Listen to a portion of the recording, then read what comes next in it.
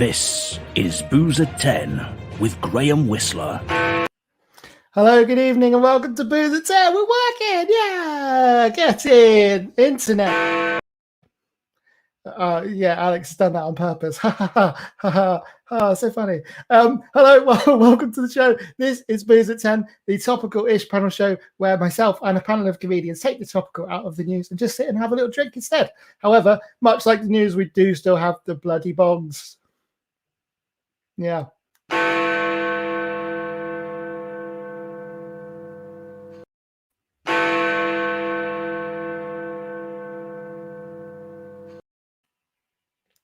You're not funny, Alex. You're not funny.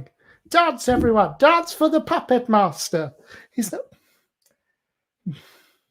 Anyway, right. Tonight we have Carl Filer and Dan Fitzhenry on the show talking about how we're going to get comedy up and running now that the government has a roadmap as a one way to freedom. But of course, there's probably going to be some prick driving the wrong way up that road that ruins it for everyone.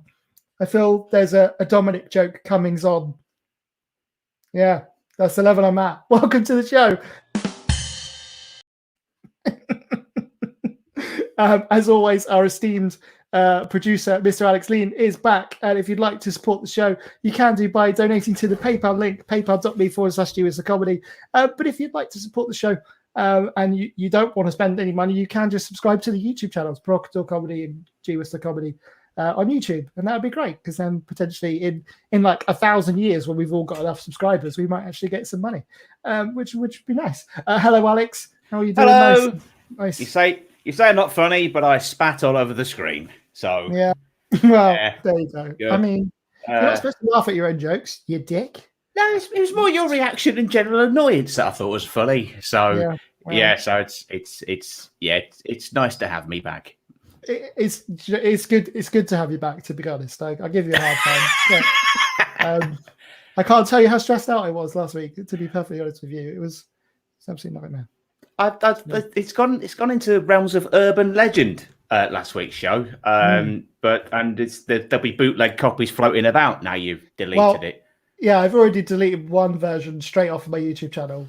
John and Greg were like, "Oh no, watch it back. It was hilarious." And I was like, "No, fucking wasn't." It's the most stressed out I've ever been in my entire life.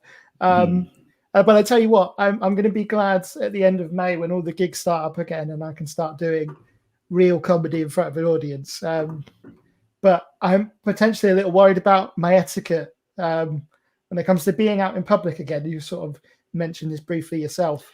Because when you're in a little studio, little room, little spare room, you can just let them go, can't you? It doesn't matter. You don't have to. Well, yes. As I've found, my etiquette on farting in meetings and places like this is gotten very lax because nobody can smell anything. Right. I've had something very, very. I've had something that's disagreed with me tonight for dinner, and it fucking stinks in here. I'll be quite honest. There's no only windows. I've hotboxed myself. This is on standby. I've been using it since about 8 o'clock tonight. Just because, when when it takes your breath away when you go, oh fucking hell. It's just been like that tonight. I'm my own worst enemy. And you've got to stay there for potentially the next 45 minutes. Yeah, until at least 11 o'clock, breathing in these fumes. So yeah, I've actually got this on standby as well to burn it off. That's amazing. Yeah. So that's going to be the main topic for this evening, not the farting, the comedy roadmap that hopefully the roadmap agenda for getting. And also I'll be popping up with comments. We've got a couple of people watching and comments already. Tej Statir is watching, saying it's my first Booze at 10 that she's watching. Hi guys. This is episode like 15. Where have you been? Yeah, and she's just turned in to hear me talk about me letting off. So welcome, Tej. Perfect timing there. Welcome. Well done for that, Tej. Yeah. Shall we bring the guests on? Yeah, let's get the guests on. I'm very excited. Not seen these guys for a while. Hello. Hi, Fitz. Hello, Carl. How you doing? Hello. Nice to see you. Cheers. Cheers. Clang, clang, clang, clang. Cheers. Good to see you. Before I disappear, because before you got on, Fitz, we're just saying I was debating about when the last time that I saw you, and it was Fringe 2014. Wow, wasn't it? Mate. Yeah. That was when, because I was saying that I got up in that third and final week, and you and Adam Money had been there for 2 and a bit weeks by that point.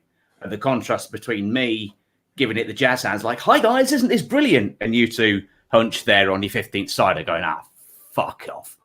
Because you were sexually pretty broken by that point, the pair of you. Yeah. It was a grueling... You're bang on. It was very, very grueling. There was a moment where we were in a park, and I feel like there was a library nearby, but basically Adam Money and myself managed to get locked in like a university campus, and it just felt like the most normal thing in the world. But yeah, mate, I'm still recovering from that. I remember having to go to work the day after I got back, and it wasn't a good decision at all. That is not what you need after a Fringe festival. No, because it's hard to describe it, but it's kind of like the most intense holiday you've ever had and the most intense work at the same time. Yeah, it really is. And from a comedy point of view, how brilliant to be able to do that many gigs. But from your liver point of view, oh my God, like the amount of, I can't remember if you were there, but I think we went to a pub quiz. We got to the end of the night and we were at a pub called The Globe, and literally about to go home midnight. And then all of a sudden they're like, free pub quiz, £500 bar tab. And we were like, what? All right, yeah, we'll stay for this. And we ended up winning, and it was like £1 a drink. And I've never, ever been so drunk in all my life. Honestly, it was horrendous. Just offering anyone, just please help us drink this booze. Me and Adam Money actually did the same thing in 2018. The last time I actually went, we didn't win. I think we came third, and we cheated like massively as well. Like we still didn't even win. But that was about £100, I think. And yeah, it was like I was drinking rum and coke, so they were £2. It was not gonna lie. There's a very real chance it was £100 when we were there. It could have been £1. I couldn't tell you. But the funny thing is that they said that we could leave it for the rest of the,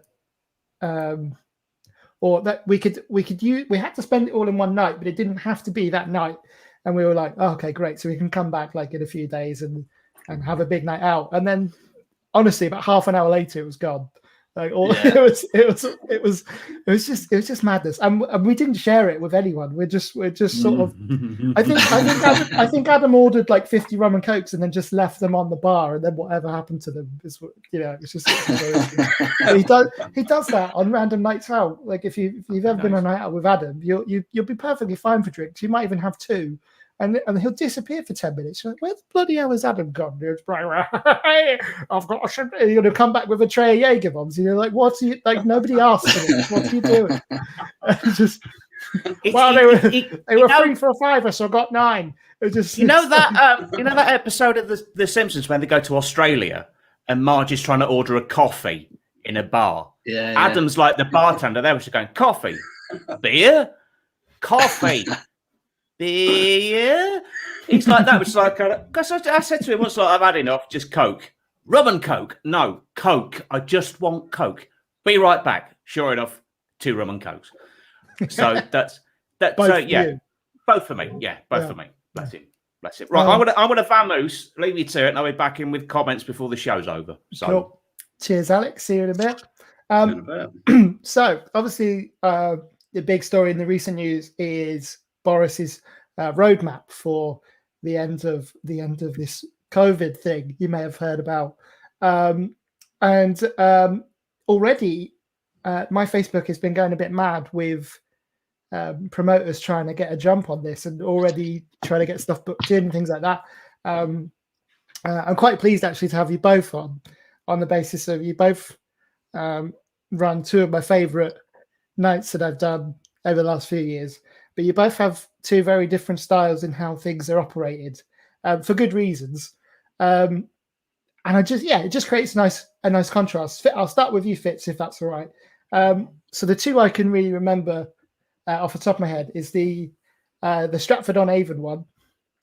Bradford-on-Avon, yeah. Bradford-on-Avon, sorry, yeah, Bradford-on-Avon. No, see, I can't remember it. Bradford-on-Avon, just outside of Bath, isn't it? Yeah, and that was in sort of like a kind of basement kind of cave thing under a hotel or whatever it was. I seem to remember. So so the Bradford on Avon, I've had a couple. One of them was and in a basement underneath the Swan Hotel. It might have been that one, and the other one was above in like a function room in a pub called the Boathouse. Both very nice, both very different. For sure. So I think it was the Swan that you did, which was very much kind of underground, but it was cool. Yeah, but it was great. But what I like about, and then you're doing the sort of new material night. Was it a Monday or Tuesday? Monday. It was a Monday night at Comedia in Bath as well. And what I loved about that, about your comparing in general, is you always. I mean, you're so nice. Me and Adam say this all the time. You're one of the nicest people in comedy we've I think we've ever met. That's very kind. Thank you. You always seem to have a kind of smile on your face, and you're even if you're having a difficult night, if there's a rough day, you always seem really upbeat. Whereas me, I'd be like, oh, these guys are pricks, and you're just no, I'm gonna, and you still go on. You're like, oh, hey guys, this is lovely. You've been great. Thanks a lot. And but I love that because from an act's point of view, regardless of what the atmosphere is like, is you're just getting them on side just from being nice, like all the way through. It just creates a really good atmosphere to come on, like a really chilled out atmosphere to come on and try out new stuff. Thanks, mate. Which is why I enjoyed coming to do it.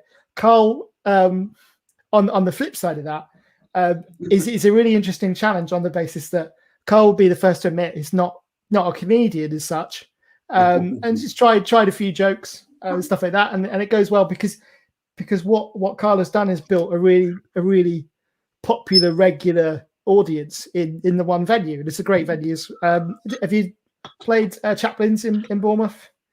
I haven't yet. I look forward to the day, and hopefully I can speed my way up the list based on meeting Carl here. But I've not done it yet. Oh mate, I'd love to. My biggest, I mean, I'm sure you'll agree, my biggest gripe about compares is when they go on, they drone on forever. I won't name any names, but it's the type of people that they go on for 25 minutes and then even them, after they've killed the room, they've somehow managed to get an applause break. And you're like, brilliant, perfect, get me on now. Yeah. Yes, this is it. They're on the up, get me on. And then they do another 10 minutes and just murder the room completely. It's gone.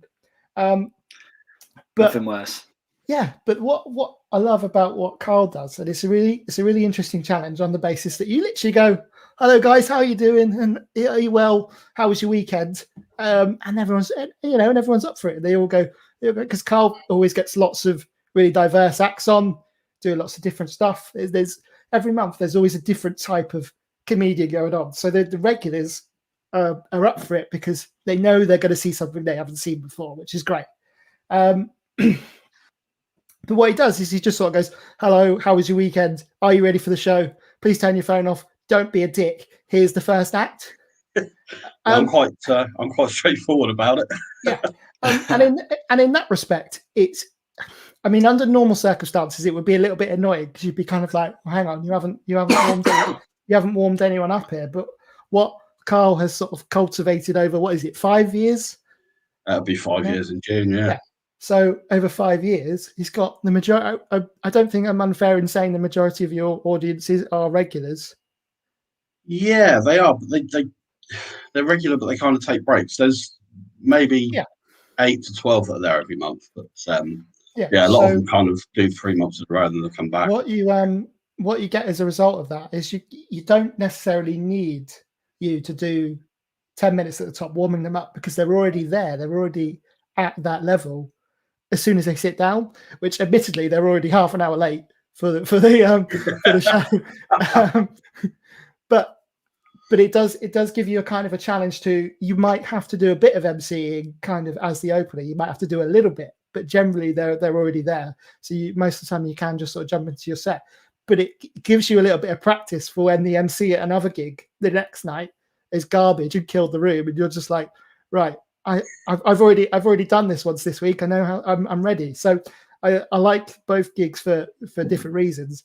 But I think it is good to have you're comparing skills based on the type of audience you have as well. Yeah, so definitely. I mean, there are gigs that I've done one-offs where I do properly MC, but I try and save it because like I say, I'm not a comedian, so I don't want to waste all my material on the same crowd every month. Does that sound harsh? No, that's fair enough. It's I'd rather do it in front of people that don't see me most months. Yeah, and I think that makes sense. But I mean, in terms of Carl's Comedy Club, it's been every Tuesday for the best part up until obviously the pandemic. Every Tuesday every month for 5 years, which, especially in Bournemouth, you can't really say about anything that's had that kind of longevity other than like the Murph one, which is just, I mean, it's fun if you're in the right mindset, but half the time you might need some sort of therapy afterwards because it is brutal. I don't, Fitz, have you ever done that one? I've just had a message from Mr. Money. My apologies, I was temporarily distracted. Right. Funnily enough, he just he said drove past the library. We nearly got locked in overnight. There we go. Which one were you referring to? Sorry. So this is the Murph Control one in Bournemouth, the nightclub. Yeah. And it's got a real bad reputation. Yeah, once when I was starting out, so quite a while ago. But yeah, I have done it.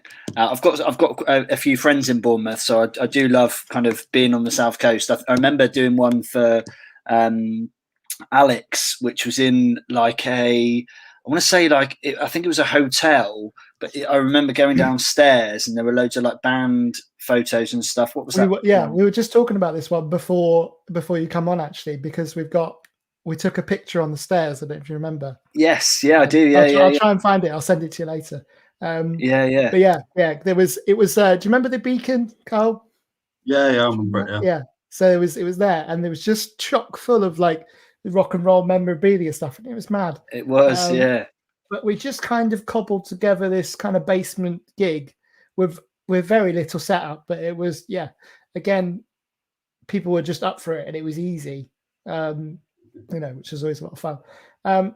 But I suppose the big question is now is how do you think things are going to be running gigs going forward? And do you think there's going to be, I suppose there's a bit of a debate going on as to whether a lot of people have said that it's going to be easier initially because people are going to be up for it and they're going to want something to do. But again, on the same side of that coin, people have said, oh no, people aren't going to want to go out. They're still going to be nervous. So I'm leaning towards the first. I think there's going to be a large number of people that are just going to be crying out for it, wanting something to do.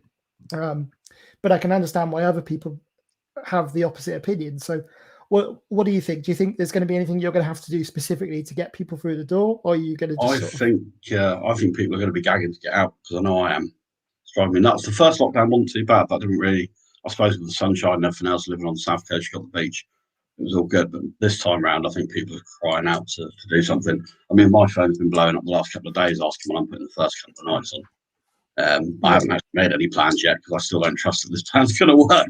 But yeah, no, I don't think people will struggle to put nights on. I think it'll be full pedal to the metal straight away, you know. Okay, good. Yeah, I think I agree, and certainly I hope that that's the case. You know, I mean, I think there's going to be a lot of people who probably are still hesitant to go out and kind of mix. But I saw there was something in the news on Huffington Post, so I'm not sure how legit it is, but there was something about a 5-minute COVID test, which I know exists, which is going to be rolled out for hospitality, so that you can go to a theatre, you can go to a sporting event or whatever, and you can have this test. And then I feel like if that happens, that's brilliant, because everyone can go in, but it's possible for a while that people would go to, you can imagine worst case scenario, going to a comedy club and people being a little bit worried and a bit on edge. Obviously that's not what you want. I do agree with you, Carl, totally. I think that people are going to be absolutely gagging for it, and I've got a few venues that I'd really, really love to kind of get started as soon as possible, but also you've got to kind of err on the side of caution a little bit, I think. Well, that was the frustrating thing for me when obviously it's a national disaster, everything else, it's a bad thing. But the frustrating thing for me personally, being a little bit selfish and egotistical, same. it was frustrating because I had a couple of things on the horizon for last year, and obviously it all fell by the wayside. So I just want to get going again, to be honest. But I'm being a little bit cautious. But yeah, I think once we get up and running, I think people will be crying out for a laugh. Are you going to be doing it at the first opportunity, or are you going to wait maybe until like they've got, what is it, the 21st of June is the kind of broadly back to normal kind of thing? Yeah, I mean it's slightly difficult. Obviously, we need to, because Fitz, obviously you don't know, and people at home won't know. I do the comedy night, our regular one as a chaplains and celebrate in Boscombe. So obviously we're a live music venue predominantly. So we need to kind of work out what restrictions there's going to be capacity wise and all the such with it, and the restrictions are, because undoubtedly I don't believe for a second on the 21st of June they're going to say, yeah, you're fine, just go and party. I still think there's going to be restrictions on venues. So until we kind of know what's happening with that, I can't really plan anything for here. But that being said, there's a couple of other things, like I say, that I had lined up for last year that I could possibly do, because they were sort of July, August time. So hopefully we'll be up and running as soon as possible. Yeah, that's good. So would you, in terms of your venues, Fitz, that you might be able to get stuff like, are you going to go straight back in with the usual kind of setup, or are you going to set out maybe more of a, if you said this cabaret style ago, yeah, if you said this a couple of years ago, a little cabaret setup, you'd be like, oh, I prefer Rose. But perhaps that might be more commonplace going forwards. Yeah. Is that how you potentially might set your nights up? Potentially, yeah. I think it's going to be kind of dependent on the venues to a certain extent. Just to very quickly go back while you were talking, Carl, I think I had a flashback of maybe doing chaplains. Is there like a like a statue of some description, like a figurehead thing? Is there something in Charlie Chaplin out the front? Yeah, mate. Well, there it is. Yeah, I have done it. And I think I remember you being down there for Dennis Pratt, actually. Dennis ran it. That's right. Dennis Pratt ran it before Carl. If that's helps. Right. Yes. Yeah. God blimey, it feels like years ago. But funnily enough, I think you came up on Facebook Memories the other day from one of his posters. So it was around this time of year. Yeah. Can we take a moment to appreciate the legend that is Dennis Pratt? I mean, absolutely. Let's drink to that. Yeah, absolutely. This is to Dennis. Cheers. Yeah, absolutely. Me and Alex have run a lot of gigs over the years with varying levels of longevity and success that have ultimately all ended terribly. But we don't really need to go into that. But we had this gig at Alton College. Oh, mate, I remember that. In Hampshire. And this is one of the ones I didn't go to, but the story is legendary of Dennis. He had a bag full of sex toys. And this is a very middle class sort of audience, and he was just there kind of lobbing dildos at people. Yeah, and it was just. And you say that night's not running anymore. No, unfortunately not. I mean, I love the man. I think he's a legend. That's amazing. Yeah. And then back in March last year, just before the lockdown, he come on with a face mask on, and he had gloves on, he had all sorts, but he also had a black turtleneck jumper on.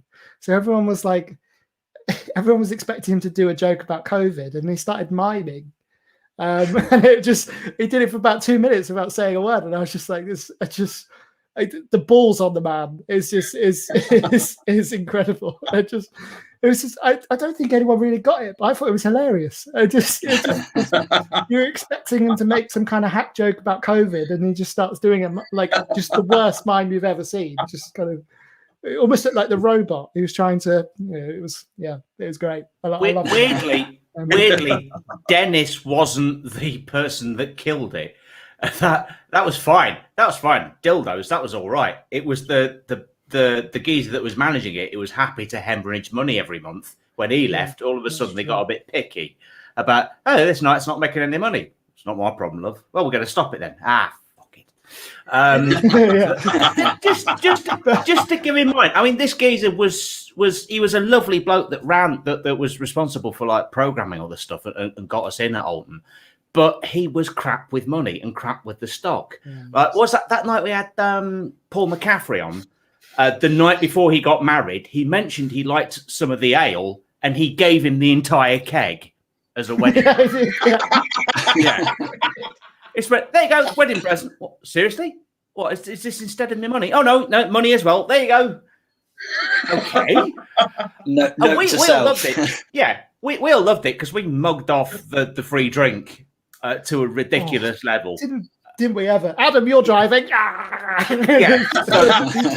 So like there was a completely trank drive cider, and I murked all the red wine as I was up in the control booth, thinking that was something massive. Going, yes, I control everything from up here. More wine. Yes, thank you. So that was crazy times. Anyway, that's right. I was coming up with some comments. So Bob Walsh, he's commented saying, "I'm the only person watching." Hello, Bob. Hello, Bob. You're not on you're YouTube. Not, on YouTube. Bob. On YouTube. Yeah, everyone else is watching on Facebook. Bob. You're not on your own, Bob. There's us here as well. Mr. Adam Money is watching. He missed the start bit. It's just a roll call of legends so far, guys. Yeah, Loving this. He appeared after you talking about the Edinburgh incident to say that he's been working there today and he passed the library that you nearly got locked into. Amazing. He also he says miss you, buddy, and also says to Carl, all hail Carl's Comedy Club. Love the chat more now because he's drinking Guinness. So cheers, Adam. Hopefully I'll be with you soon. Lovely. It's funny just mentioning about different comparing styles at the start of the show. Bob Walsh is also very unique. In Fitz is kind of very polite and pleasant and gets everyone on side and creates a wonderful atmosphere to have the gig in. Carl, you just sort of tell everyone to get on with it and you get on with the show. Bob just kind of shouts at everyone for 10 minutes, but he's also really nice about it. He's like really aggressive, but says really nice things. He's like, hello, you beautiful people. It's amazing. And like he's really nice, but it sounds like he's about to stab you. And it's a wonderful dynamic. One show I really missed actually, especially during the Edinburgh Fringe, is his Wrong Comedy show. I can't wait to do that. Just because it's just the one show where I feel like I can just say whatever I like. It really doesn't matter. You can just get away with anything. And yeah, I love it. Ironically, that comment upset Fitz and he had to leave. Yeah. I've just realised I've been sitting under an off light for the whole time we've been on the show. So I thought I might 29 minutes. That's all right. Give the people what they want, Yeah. Look at those curls. Look at those curls. Yeah, I know, love that. I know. So if you were in a position to set up a night now, when would be your first date? What do you reckon, Fitz? Where would be your sort of? I mean, I think I'd be quite happy to kind of tentatively book in stuff around the 21st of June. I think, you've got to be honest with the acts and with the punters and stuff and say, look, if things get cancelled, then obviously they get cancelled. There's nothing we can do about that. Obviously punters can get money back from an act point of view. I hope that acts would understand, the potential difficulties around that. But yeah, I'd love to think that we could get it in, sooner rather than later. I mean, just before lockdown 1, literally the night before we locked down, I did a gig with Jake Lambert, who, if you've not seen, is absolutely brilliant. Yeah. And the Saturday after, I had a gig booked with Gary Delaney and Jared Christmas. Oh, and mate, and Gary actually sent me a message about 2 weeks before and he said, look, I think I'm probably going to pull out of this because I'm really worried about this. I'm going to just take a break from comedy for a while. And I remember thinking, shit, that's horrendous. And then it all got kind of cancelled anyway. So yeah, very long-winded answer, but I'd like to get it in this year. That's the goal. If I'm honest, if we can get anything done this year, I'd be really, really happy. But I'd be happy to book stuff for the middle of the year and just see how it goes, I guess. Yeah, absolutely. Cool. Yeah, that'd be good. I mean, I'll be looking forward to it. I would certainly be hitting you up for spots as well. Mate, I would love to. And the goal at the start of 2020 was to end 2020 with 20 monthly gigs going. So, you know, I was about halfway there. And then obviously COVID hit. So it's pretty it's pretty disappointing. Benny shakes things up. Hello, mate. Absolutely. Am I able to answer that comment? Is that directed at me? Do you think? I mean, the answer is absolutely, always, and it's kind of venue dependent. So there are one or two venues I have that are kind of upstairs that don't have lifts or anything, but yeah, otherwise, always the more the merrier. Quite literally, always. Yeah, good. Unfortunately, the Carl's Comedy Club isn't accessible. But I mean, Benny, we could always throw you down the stairs. I've got no issue with throwing people down the stairs. Not a problem. I'm assuming that you know Benny. I'm hoping so. Yeah, I was about to jump in at this point. It's okay. Some context. Graham knows him. It's fine. He's not just advocating a hate crime on another disabled man. Just in case anyone isn't sure, I'm what people call above the table able, because you can't really see because I'm sat down, so you can't really see what's going on. So I mean, the thing is, my mum used to say to me, if I'd like tripped up and hurt my ankle or something, and I'd get up and limp away from it, right? I'd be like, "Oh, I've really hurt my ankle," and my mum would be like, "Well, you limp anyway. I can't see any difference. So shut up. What's wrong with you?" And I'm like, "Cool, thanks." It's okay. Thanks, Benny's not all is well. Yeah, I mean, you know, he knows I'm kidding, but I mean, maybe we could make some kind of sled for the stairs. Like I'm thinking the main set of stairs at the front, not the outside ones, because that would be dangerous. I've done a sled down the outside ones. That's not fun. Yeah, okay. That's not. I'm thinking the carpet ones on the inside. You might be able to get away with that. We'll get you some like cafeteria trays, Benny, and we'll try and figure something out. Because it's a great. They're both great gigs, and I can't wait to do them both again. It'll be interesting with the Chaplin setup, how that's going to be, because it was always kind of crammed in.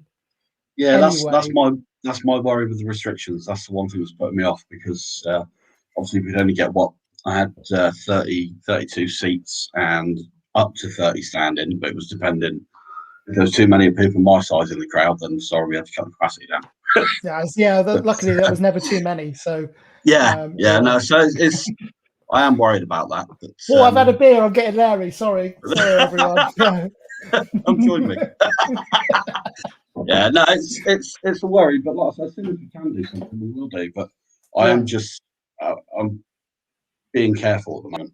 No, of course, absolutely. I mean, that's some of the sure. Some of the other opportunities that are out there, then I think possibly outside there could be one or two things. I was just about to say, actually, what are your thoughts on running like outdoor stuff? Because one thing that was great, as soon as we were able to, I saw lots of promoters jumping at the chance, which I don't blame them for. But I never did it. What are your thoughts on that kind of? I was unlucky. I didn't get to go to any, but James Alderson springs to mind. Actually, he put on a pretty good night by all accounts. And I think, fair play. If it works and if people are doing it well, then why not? You know, it's funny, isn't it? Because a couple of years ago, you said to somebody an outdoor gig in a marquee, and you'd be like, "Fuck no, I don't care how much." It's almost like we've all of us, even though none of us really are anywhere in the industry, so to speak. But after a few years, you do kind of develop a bit of a gig rider where you're like, oh, it has to have a certain type of microphone. It can't just be in the middle of a pub with no posters. There's got to be posters up. People have got to know it's happening, you know, and it's got to be in a separate room away from the main bar, or at the very least have some kind of distinguishable stage, those kind of things. And now it's just like last summer, it was like, I haven't gigged in 5 months. Hang on a minute, you're doing a tent gig in a car park. Absolutely, sign me up. I am there. I'll stand on the roof of my own car and do it. Absolutely. I'd give anything to die on my arse at an open mic. I really would. It's bizarre, isn't it? Like I genuinely would take, like if somebody said you can have a type 5, which basically means you've got 4 minutes. I would take that 100% right now. I would, because it's I just miss being on stage a lot.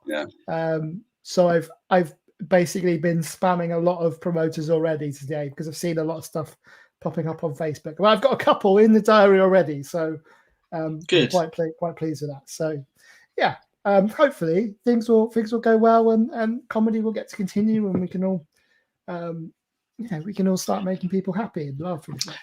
What do you what do you think, if you don't mind me asking, what do you think about the inevitable COVID material? Do you think that lots of comics are going to be, not necessarily, I don't think there'll be jokes on it, per se, but I think it's natural to talk about the fact that we've been in a fucking global lockdown for the last 18 months. I think there's going to be a lot of, well, I've completed Netflix kind of line, isn't there? It's going to be that kind of. I think it's inevitable that it'll happen. We just need to make sure that it's not. I miss shouting at people. Amazing. Yeah, I miss you shouting at people too, Bob. Yeah, me too. Yeah, it's definitely inevitable that it'll happen. Hopefully, it'll be something other than the Netflix jokes. I think with anything that's topical for this a big story for a long time, it's inevitable that it's going to be part of the big word alert rhetoric. But as long as there's always going to be the hacks out there that go for the obvious joke, and I have definitely been one of them. I'm not ashamed to admit it. I've like, I need some topical jokes. I'm going to go for the obvious punchline, but as long as you're clever with it and it's not dominating your set, because people will be sick of it very quickly. But then there's also that audiences will tell you, they'll get you'll know when people are fed up with it, because it will stop getting the reaction and you move on to something else. I think that's something else that we will see from this as well, is the audience reactions will change now. I think there'll be much more. I think sometimes, particularly with our nights, they can be quite, like you mentioned before, Graham, our nights can be quite forgiving. I'm not so sure that'll be the case anymore. I think it'll be a bit more, they're craving that laughter and the attention. They want so I think it could change a little bit that way. Okay, yeah, that's interesting actually, because I'm wondering if I'm kind of hoping it might go the other way. They're so desperate for a laugh, they'll take anything. That's what I'm banking. I was thinking about it because I don't gig that much as a comic. It tends to be, I've got 2 young kids, and if I gig, it tends to be my own nights, and I compare. But I think from a compares point of view, there's going to be some really interesting conversations potentially to have with people, because lots of people have had different experiences of lockdown, and although we've all been kind of obviously locked down, I spent most of it with my in-laws, for instance, which is not a normal or recommended thing to do. If you could come up with some sort of almost like a spoof on the sort of hack 70s mother-in-law's joke, but within the kind of COVID era, that could be quite funny.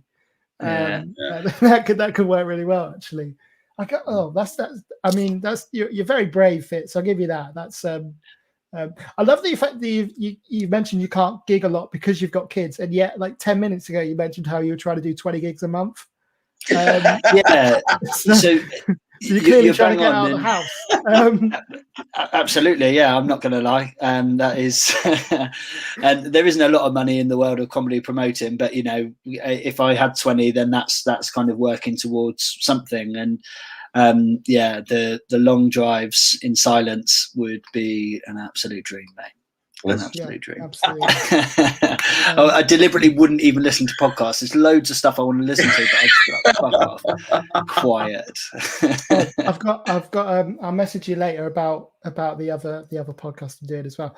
I need to get Carl back on actually, because Carl was the first guest on my Football Manager podcast. That went well. Amazing. So I do a podcast all about Football Manager, and I sort of do I remember seeing it. Yeah. Between that and the Premier League. You wouldn't have seen my one. Yeah, cheers, Alex. And I'm not even kidding. What was it? It must have been. It was an hour and a half, and without blowing my own trumpet, it was really good. It was really good. And I remember clicking the end recording button at the end of the thing, and then I saw the little time clock come up in the corner, and then it says started recording, and I'm like, guys, no. So the first episode of that series will never be heard for anyone. For those who can't get out of the house, consider streaming Zoom, and yes, they like sliding downstairs as long as Graham goes first because he's. Very nice. Yeah, fair enough. We got it sorted. Nice. Well done, Benny. Appreciate that. Do you know what, Benny? I will go first. I will be the guinea pig for your experiment. Absolutely. He's hoping that you're going to cushion his blow as he strides down there, and you'll still be at the bottom. Yeah, I mean, he won't even wait for you to get up. There's no getting up for that for a while. So I will be your stopper, Benny. It won't even be a sledge; it'll be a tea tray. Yes. He said, Benny said something really interesting there about the online kind of streaming gigs. Have any of you done any like Zoom gigs or equivalent? Yes, I did Comedy Store King Gong online. Oh, and wow! I was massively helped out by the unbelievably piss poor standard of everyone else that was on. So, wow. I won it. It sounds really grand to say that I won King Gong, but I won it on account that I could string a sentence together. Are you part of the Winners Club, Alex? Are you part of the Winners Club? I'm still part of the King Gong Winners Club. Yeah, I'm still, but everyone else. I mean, just the fact that I knew which way the camera was. That's how stupid some of the people on that bloody thing. Have any of you ever done? Hard, hasn't it? Yeah. Have you ever done the actual King Gong at the Comedy Store? Oh yes. Mate. The last time that it was Manchester, so they weren't as bad. They were pretty chopsy though. Yeah. Did you do London? I did London, yeah, and I think I'd only been going maybe 3 months, and I was like, I'll just do the Comedy Store. Yeah, it makes sense. Yay. And it's really frustrating because I got a really early red card, and luckily Stephen Gerrard had got sent off the day before for Liverpool after coming on for about 10 seconds. So I went, "Who are you, Stephen Gerrard?" And everyone laughed. I got to 4 minutes 58 and got gonged off. 4 minutes 58. Oh, yeah. So as soon as you mentioned it, I was like, I mean, I'm assuming everyone watching is a comedian. For anyone that doesn't know, a gong show, basically, the idea is you have a target of lasting 5 minutes on stage, and pretty much, especially at the Comedy Store and especially at the one in London, anyone can say whatever the fuck they like to you. And there's 3 members with no retribution whatsoever, unless you're good at dealing with hecklers, right? And there's 3 members of the audience with red cards up. You get 3 cards up, you get gonged off by an actual gong. By the compere who sat behind you with a thing it's brutal. Brutal. Manchester. Bob Walsh has been back on. He said I did 23 seconds at King Gong. Bob, that's harsh. Do you know what that is? That's hello, you beautiful people. How the fucking hell are you? You're right. Oh yeah, gong. He nearly doubled his time at London King Gong. So they didn't like you in Manchester.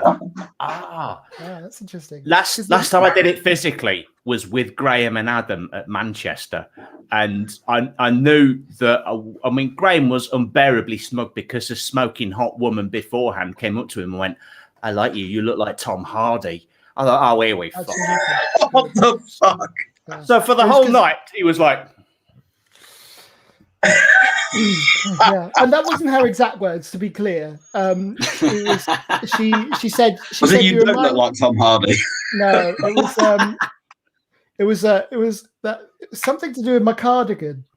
Because has anyone ever seen Lawless? Cardigan. Ever seen Lawless, the film? Yeah. So basically, he's pretty much wearing a cardigan in that all the way through. And I had a very similar one, and she said that it reminded her of Tom Hardy, and I was like, "Well, thank you very much." So what happened? I mean, the rest of the night was essentially. I mean, we were sat there. I was sat between Graham and Adam was like, "Oh, fucking hate these things. I fucking hate gong shows, man." I tell you what, let's just get this over, because we were staying over. We went, "Right, let's get this over and done with. Let's go out Manchester and get pissed." But yeah, fair enough. And then he wins it. Yeah. He won it. Yeah. I mean, he was arseholed as well. So for that reason, I think that they said that they didn't release the footage because they didn't want to encourage people thinking that they could win it just by drinking lots. I mean, we were all about 8 pints in, but by the time we got on stage as well, it was pretty bad. I lasted 3 minutes. Graham and Adam got to the final. So for the third time, I might add, at the Manchester one, just Clan, don't care, I'm having it, it's mine. But yeah, that was crazy because I remember. I mean, to be fair, as much as Adam was moaning about it earlier, and then he went on to win it, we made sure he paid for his attitude by making him spend his 50 quid that he won in about as many seconds. It was gone straight away. And he did wear that little paper crown that they gave him for the rest of the night. It's a great night. But it's strange because some of my best experiences have been at the Manchester Comedy Store, and my worst ever gig was at the London one. So it's, I don't know, it's one of those. But either way, I take the London Comedy Store gong show right now over doing nothing. So I take the shittest open mic, and I know exactly which one I'm talking about, and I'm going there as soon as it opens. Is that the that's not the Hollybush, is it? The Hollybush. Oh, if you've never heard of the Hollybush in Cradley Heath in the West Midlands, it's legendary. So the last gig that they had on in their backyard last summer, the landlord was throwing firewood into a tin bath fire that he was having right next to the stage. That sums his place up. Since he took the place over, he's not spent a penny on maintenance, and it shows. But there's something about it that you just absolutely love it, and you keep going back because it never ceases to make you go, "What the fuck have I just witnessed?" I drove up from Exeter once after work for that gig, and I got there and I was like, "Okay, great." After work, so what was that, like 6 o'clock? Yeah, so literally finished at 5, drove all the way up, got there like late, saw what it was, and I was like, cool, okay. It was lovely, as you said, and I'd happily go there again. But yeah, it was it wasn't quite what I thought it was going to be. He's graffitied his own toilet. Yeah. He has graffitied his own toilet. He hasn't put a sign up. He's got a big Sharpie and written, covering all the wall on the bog wall, "If the flush sticks, tell Dave." It's funny though, isn't it? Because I'm not going to put an exact number on this, but I'm sure the amount of times that I've gone into a gig thinking, "Oh fuck, this is going to be terrible," and then it actually turns out to be great. I would say it's happened more times than not, and the amount of times that you, again, on the other side of that coin, expect the gig to be amazing. You walk in like, "Oh, this is great, I'm going to smash this," and you die on your ass for 20 minutes. I would say it's probably equal, so it balances out. But either way, I can't wait to get back on stage. Right, so thank you very much, guys, for being part of the show tonight. I'm going to call time at the bar. Thank you very much for having a chat with me. This has been great. I'll just give you guys a quick plug for anyone watching. So you've got Carl's Comedy Club in Boscombe at Chaplin's Bar, one of the finest bars in the Bournemouth area, might I add. Absolutely, one of the finest bars in the country. And one of the only ones that still lets me in. So that's good. Coincidence.